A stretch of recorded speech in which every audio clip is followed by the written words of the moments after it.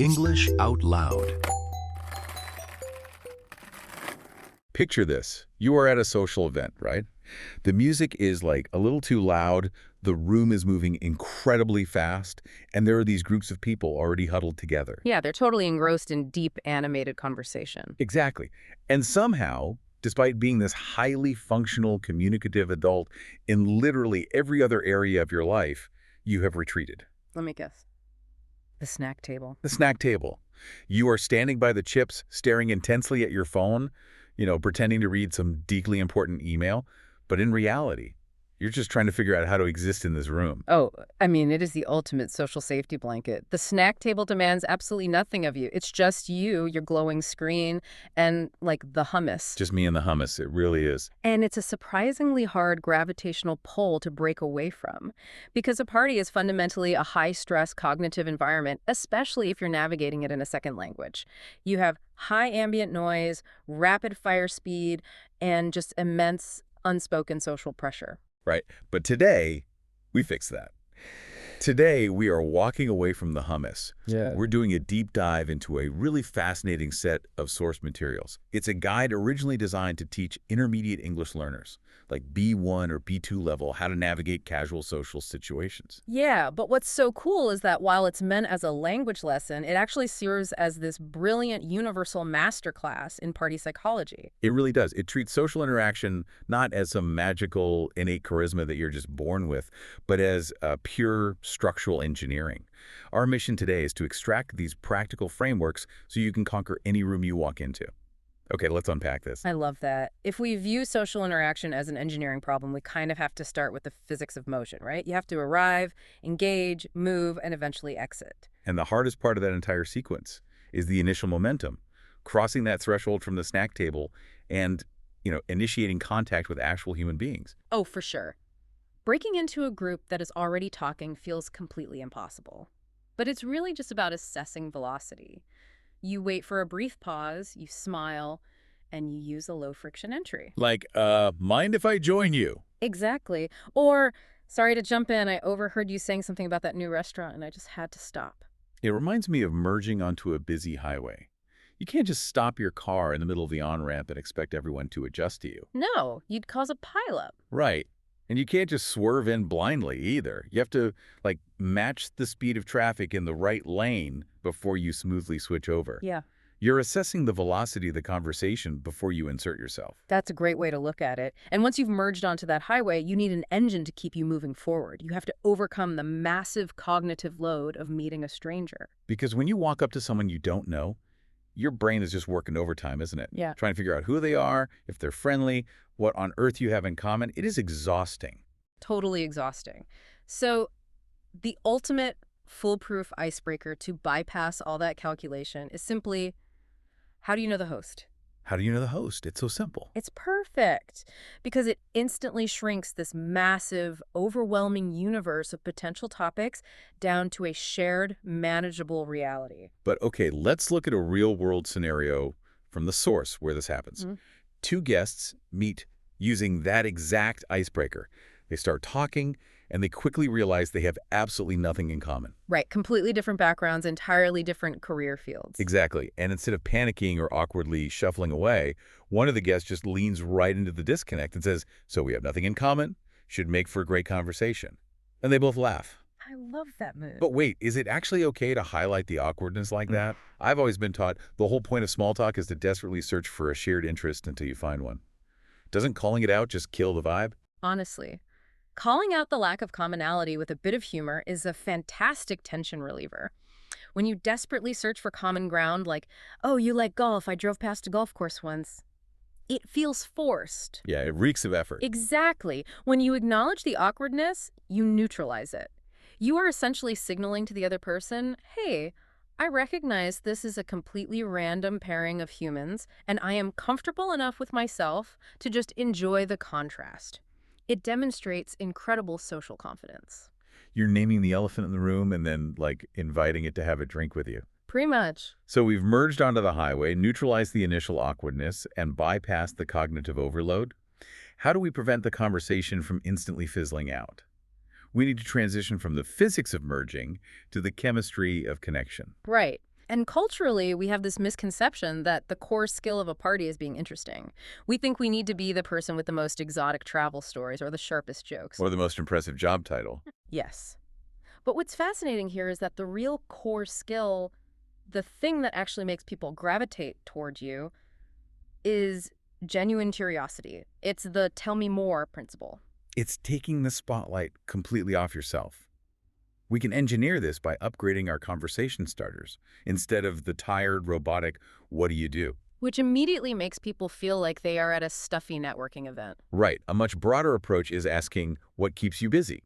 It allows the person to talk about their job if they want to, or their kids, or, I don't know, their weird obsession with amateur beekeeping. Yeah, it gives them an out. And if you do end up talking about work, you can ask, and do you love it, or is it more of an it pays the bills situation? That's a great question, because the underlying psychology here is so powerful. Humans get a literal dopamine hit when they talk about their own experiences. They really do. When you ask someone about themselves, you are activating the reward centers in their brain. The golden strategy from the text to sustain this is to ask exactly one follow-up question per answer. Okay, give me an example. So if someone says they work in graphic design, you don't immediately launch into a story about your cousin who owns Photoshop. You ask, oh, how long have you been doing that? Or what's the most challenging part of that industry right now?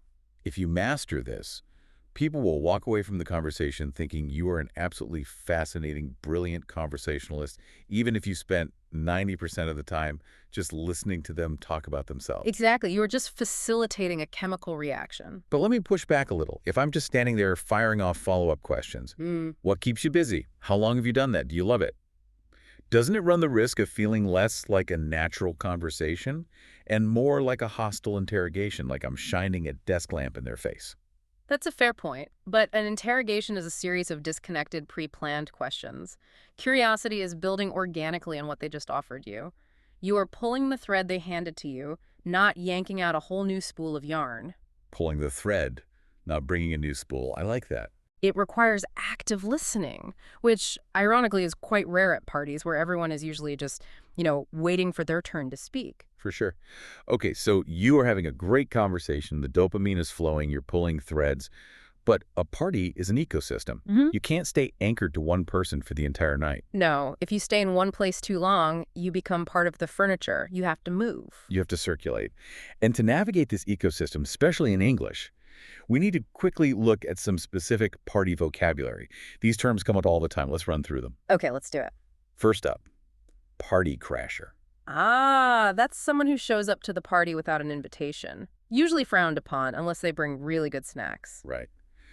Next, the life of the party. That's the person with all the energy. The one telling the best stories, getting everyone to dance, the center of attention. We all know one of those. Yeah. Then there's BYOB. Super important. Bring your own bottle or beer. If an invitation says BYOB, do not show up expecting the host to provide all the alcohol. You need to bring whatever you want to drink. Yes, very crucial cultural note there. And similar to that is a potluck. Right. A potluck is a party where every guest brings a dish of food to share. Again, don't show up empty-handed. Okay, and then we have a party foul. A party foul is a social misstep, like spilling red wine on a white carpet or knocking over the speaker. It's a clumsy mistake. Which brings us to a really fascinating cultural quirk, being fashionably late. Why is arriving intentionally late considered highly acceptable in American casual culture, whereas in professional settings, it's universally considered rude? It's all about the host's perspective. Arriving exactly on time or, heaven forbid, early to a casual gathering puts immense pressure on them. Right, because 15 minutes before a party starts, the host is likely running around with a wet towel, trying to hide their clutter and panicking about the ice situation. Exactly. So a 15 to 30-minute window offers the host a critical grace period. It's actually an act of empathy. Furthermore, nobody wants to be the very first guest, standing alone in a quiet living room with a stressed host. It's an empathy buffer. Arriving slightly late ensures you walk into an environment that already has some established momentum. Yeah, it's just much smoother. So within that established momentum, you have to master the mechanics of circulating. You are talking to someone, it's been lovely, but you need to move on without causing offense. Our source gives some great exit lines. Like blaming the environment, not the person. Yes. Things like, I should circulate, but let's catch up more later, or the absolute classic, let me grab another drink and come find you. Yeah. You aren't saying, I am bored of you. You're saying, the social contract of this event requires me to move. Or, my biological need for a beverage requires me to move. Exactly. You can also use the dynamic nature of the party to perform a social mercy mission, the tactical rescue. Ooh, tell me about this. You walk up to someone trapped in a painfully boring conversation and you say, hey, sorry to steal them, but I have to introduce them to someone back in 2 seconds. That is brilliant. The person you are rescuing will be eternally grateful, and you manage to extract them without insulting the person they were stuck talking to because you framed it as an urgent external necessity. You are creating immense social goodwill out of thin air. You swoop in like a social superhero, but, as you circulate through the ecosystem, you increase the surface area for friction. The risk of the dreaded party foul or walking blindly into a deeply uncomfortable interaction skyrockets. This raises an important question. How do we recover when the script breaks down? Because no plan survives first contact with a real, unpredictable party. Right. We need a toolkit for system failure. Let's start with deflecting intrusive questions. Let's say someone asks you something deeply personal about your finances or your relationship status. You want to set a boundary without killing the vibe. The architecture of deflecting is crucial here. You want to do it by referencing the context of the event, rather than attacking the person asking. So you can say, with a laugh, that's a big question for a party. Or, politely but firmly, you know what, let's save that one for a different setting. You are essentially saying, the party isn't the right place for this, rather than, you are rude for asking. It preserves their dignity while protecting your boundaries. But what happens when you are the one who makes the mistake? You say something awkward or make a bad joke that lands with a thud.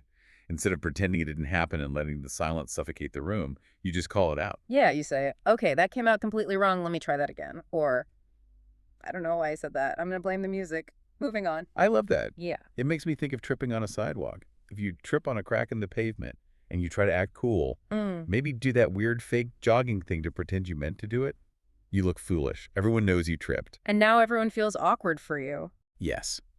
But if you trip, turn around, point aggressively at the sidewalk crack, laugh, and say, well, that was graceful, everyone instantly relaxes. Because we think that admitting a mistake highlights our incompetence, but socially, vulnerability is incredibly charming. It's the pratfall effect in psychology. People actually like you more when you show minor flaws. When you say, I'm going to blame the music, you are showing that you don't take yourself too seriously. You lower the anxiety level of the entire group. So we've arrived, we've merged into the conversation, we've pulled threads, we've circulated, and we've recovered from system failures. Let's actually put this into practice before we talk about leaving. Let's do a mini role play. Oh boy. Okay, let's do it. I will arrive at your party. It's a bit chaotic. I don't know anyone except you, but you're busy hosting. Yeah. We're currently talking to a stranger. I'm walking away from the snack table right now. Okay, I'm mid-conversation. Yeah, so I told him the potluck starts at 7, but you know how it is. Oh, hey. Hey. Sorry to jump in. I just heard you talk about the potluck and realized I forgot my ditch in the car. Mind if I join you guys for a second? Not at all. This is my friend from work. How do you two know each other? Oh, I actually went to college with the host. How about you? How do you know the host? We met at a BYOB party last year. So, what keeps you busy these days? Well, I just started getting into amateur woodworking, actually. No way! How long have you been doing that? Just a few months. It's mostly me just making lopsided birdhouses.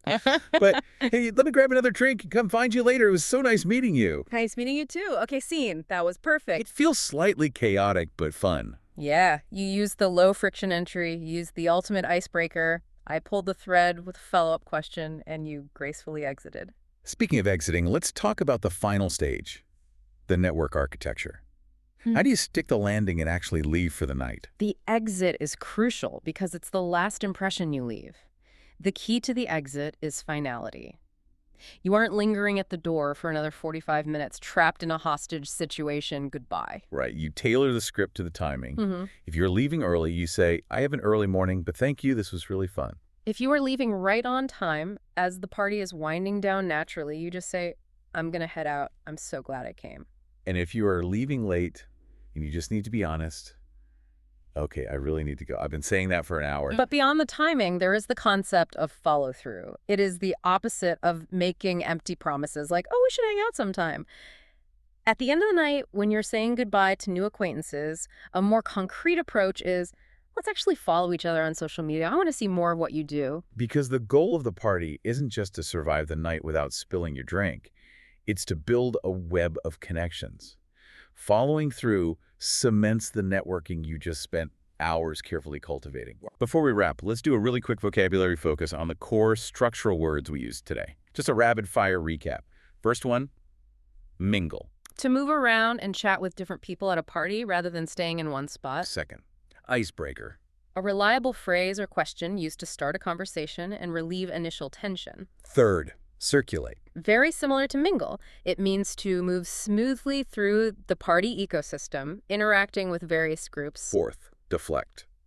To playfully or politely bounce away an awkward or overly personal question. And finally, follow through. Actually making good on your plans to connect with someone after the event is over. Perfect. So what does this all mean? When we look at all these pieces together, we realize that these strategies, matching the velocity of a conversation, pulling the thread of curiosity, deflecting with environmental boundaries, they are the structural beams that hold up human connection. They're a highly effective toolkit for absolutely anybody who has ever felt overwhelmed by a crowded room. As you think about that, I want to leave everyone with a deeper philosophical question to mull over.